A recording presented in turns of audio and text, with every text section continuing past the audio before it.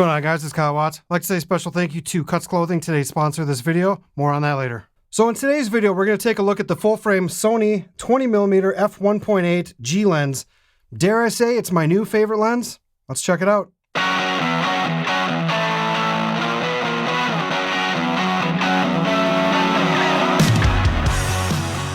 So recently I picked up the Sony 20mm f1.8 G lens, and my first reaction to this thing is just how much this thing looks like the G Master lens in the 24mm. It has like the same build quality, it has the same autofocus drive motors, it's almost the same size. It looks almost the same, other than the fact that that's a black G and the G Masters have a red G.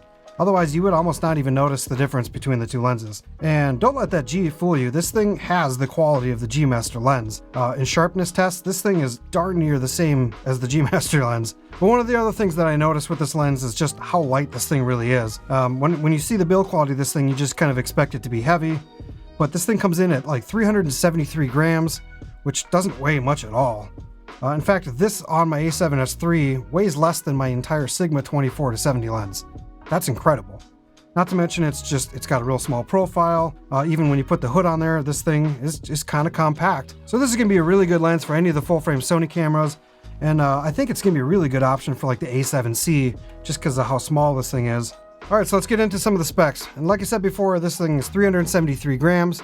It comes in at 84.7 millimeters long. This thing has a 67 millimeter thread, which you can use filters on, unlike the Sigma 20 and the Sony 14mm, which you can't use ND filters with. All right, so looking at the side here, the lens has an autofocus, manual focus off-on switch. Above that has the autofocus hold, which is what defaults. Otherwise, you can program that to be several other things in your camera. So you have a manual aperture ring, and you have on the side here a click on and off, which if you leave it on, you're gonna hear clicking noises as you move through it, and you're gonna kind of get a little bit of a haptic feedback with it. Here's the clicking noises. But if you don't like that and you want to have video and you want to be able to dial that in without making a lot of sound, you can just click that switch off, and now it's smooth, there's no feedback and no noise. And if you want to just do all your aperture changes in the camera, you can put this thing in the A position and it switches it to aperture in your camera instead of the ring. But I have found myself actually using the ring quite a bit when we're outdoors doing photography. All right, so moving to the back of the lens, you're going to notice in the back it has a kind of protection glass in the front, and it has a rubber gasket for weather sealing. So you'll be able to use this lens outside when it's not the greatest of weather. All right, so when you open this box, you'll notice that you get a nice little Sony leather pouch. You get the lens hood on the camera, and you get the lens cap. That's all it pretty much comes with the lens, but it's nice to have all three of these things. So as far as quality of image on this lens, this thing is incredibly sharp. Even in 1.8 aperture, this thing is tack sharp in the middle, and it's just a little bit soft on the sides with a little bit of vignette.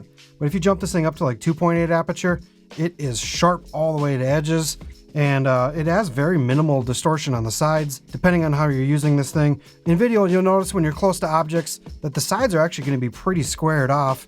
It's not going to bend a lot, it's not going to distort. But as you get further away from the objects, you're going to notice that things are going to start kind of leaning in towards you, especially in photography when you're doing like big skyscraper shots like this one.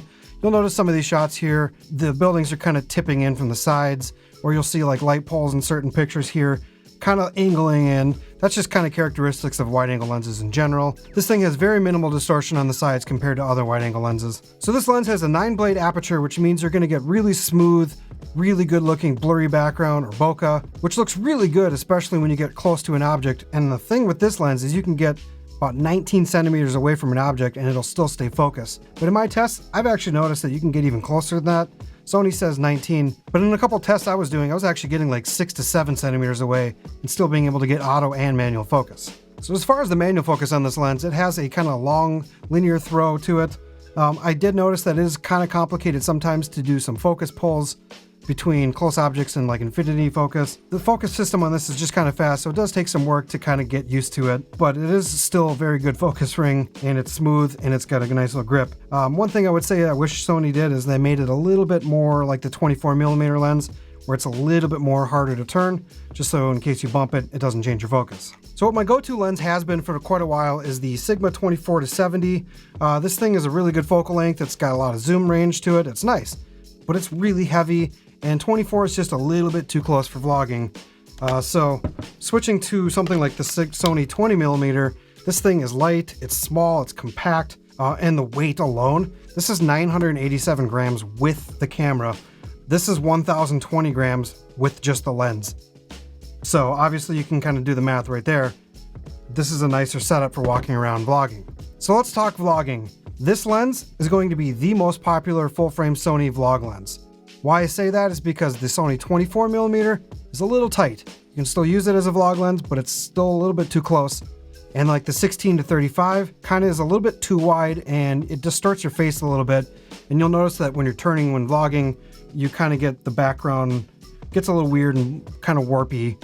Versus the 20mm stays pretty true across the sides. And when you turn, everything looks kind of natural.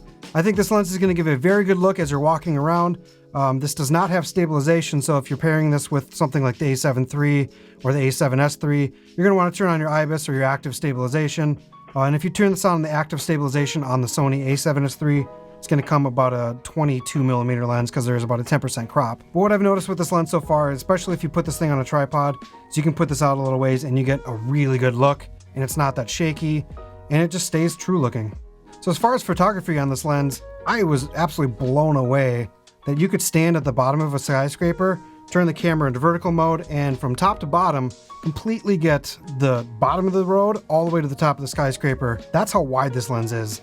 I was pretty astonished with that. I'm used to other lenses where you might not even get half the building in the frame, but this thing was pretty awesome looking for skyscrapers and cities, and also just walking around doing like just random shots on street photography. This is a pretty cool focal length. Everything does look obviously wider than it is because this is going to look a little bit wider than your human eye, but I was absolutely blown away how much you could get vertically in a shot.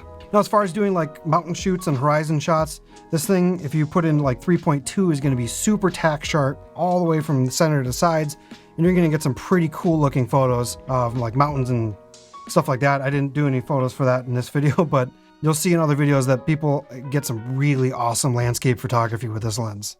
All right, you guys, so I'd like to give out a shout out to today's sponsor of the video, which is Cuts Clothing.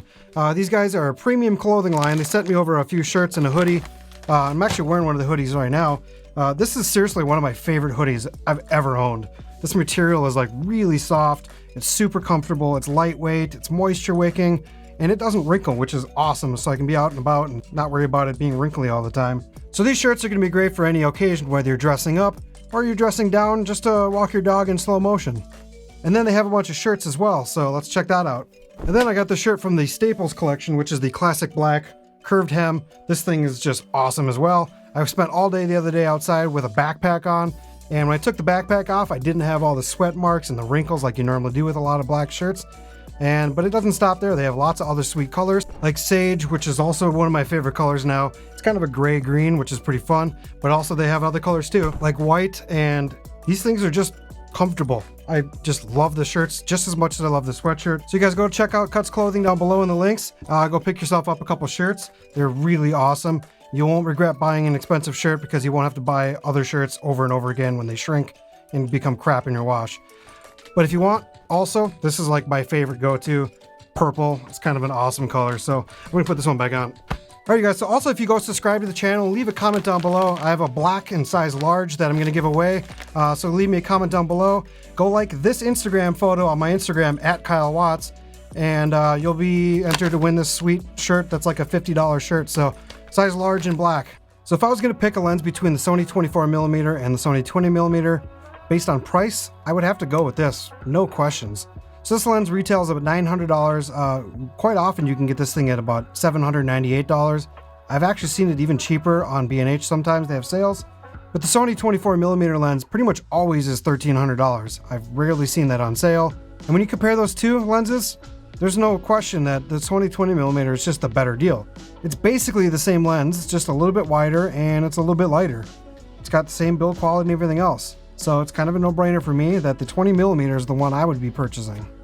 So not to overlook the APS-C line, I think this lens is also going to be a really good lens on things like the A6400, A6600, maybe even the ZV-E10, which it's going to be about a 30mm equivalent. It's not going to be really the best lens for vlogging necessarily, but it's a really good focal length on the APS-C line, being in a 30mm range. It's just going to be a good look and it's going to be good for photography. All right, guys, so let's get into my final thoughts on this lens then. This lens is incredible for photography, especially for doing like skyscrapers, landscapes, anything you want to have just super sharp and super wide. This is gonna be like my #1 lens for vlogging and also using like gimbals and stuff like that. This thing's gonna be great on gimbals because it's lightweight. But yeah, this thing's gonna be used quite a bit. This in combination of my Sigma 24-70 and maybe like another zoom lens. So if you're gonna have like a kit together, you guys, I would say get one wide angle lens like the Sony 20mm, get something like the 24-70, and then get something that goes up to like a 200-300 as far as a zoom lens, and that'd be pretty much a complete kit for your Sony full frame lenses. All right, you guys, so if you like this video, go hit that like button down below, subscribe to the channel to follow along with other gear reviews, other film tutorials, and as always, you guys, we'll catch you on the next one. Later.